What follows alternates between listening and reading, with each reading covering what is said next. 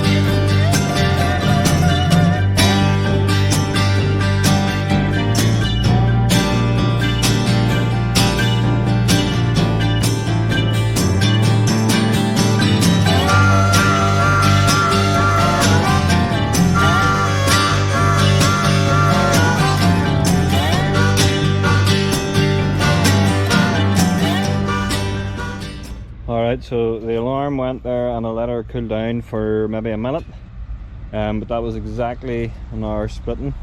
I was maybe a wee bit slow at the start, for the boys were down helping and they're sort of lifting from the wrong spot and lifted my measuring log and this sort of stuff. But so I just measured that, and there's 1.5 cube in there. Let's stack it and see what we get.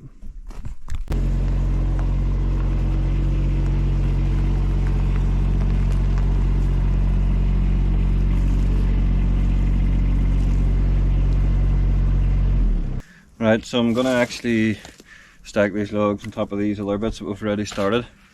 So I'll measure those first of all, but just all this stuff that I get is really arb waste, you know, so it's coming from tree surgeons, the stuff that they don't want, and it's cut up into short lengths and it's knotty and twisty, so it's very, very hard to stack, you know.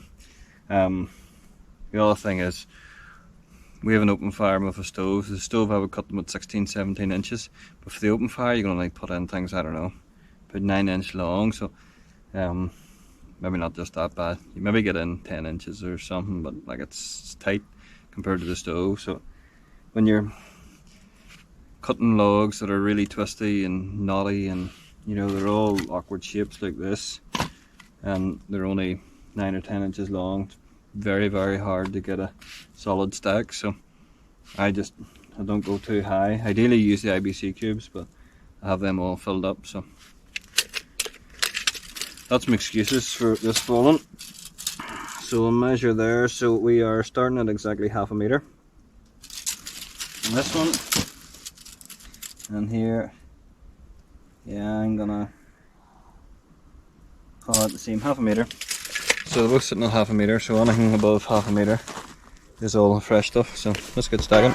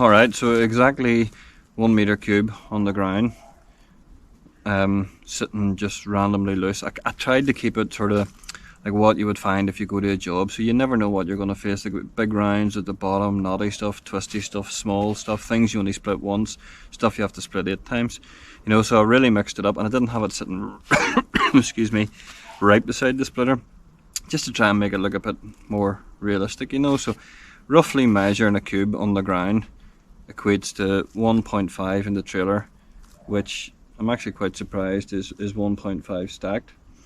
And that took exactly a litre, so an hour. So you process a cube every hour, it takes 1 litre of fuel, and it produces 1.5 cube of split logs. So that's handy to know, and that's pretty impressive for the Hartnett. Now you probably noticed there I was actually running that on the single wedge. I caught on that running the 4A wedge was creating an awful lot of waste. Things that were going through it that only really needed split once, it was sort of skimming the top off them, you know. So like a log like this here, you'd put it in and it would maybe just take a wee nyim across here, and you were producing quite a bit of waste. So it was a bit sore on the machine too, so I took the 4-way wedge off her and just ran it with a standard, you know, single wedge. And I'm convinced that your output's better because there's a lot less waste. You're getting far better quality logs. You know, you're able to split them a wee bit nicer and squarer. Now, all right, if it's twisty, knotty stuff, you're not going to get it perfect. But the logs that were nice, straight grain stuff, it did you could split them up real nice. So before I bought it, one of the big factors I was looking for was a 4-way wedge. I knew it would be quicker, and yes, it is quicker in terms of output. To get a meter cube through the machine, I'm pretty certain you would get the meter through it in under the hour if you were using the 4-way, but I suspect you wouldn't get a meter cube out of it. You'd maybe get, I don't know, 1.25 cubes or even just a cube, and you've got a lot more stuff that is waste, kindling, fire pit, and knotty up twisty stuff, you know. So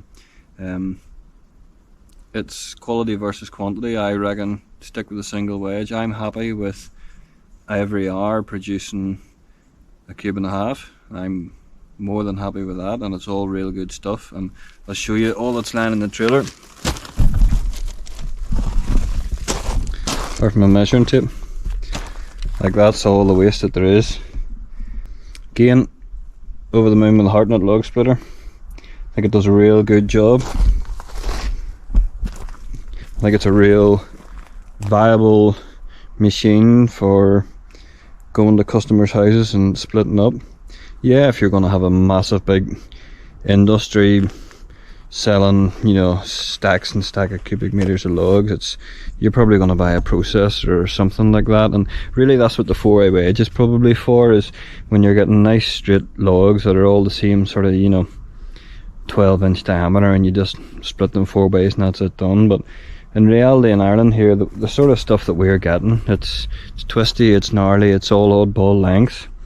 The single wedge is the cleaner way to maximize the amount of burnable logs out of the volume of logs that you input. So, interesting wee test, happy with the results.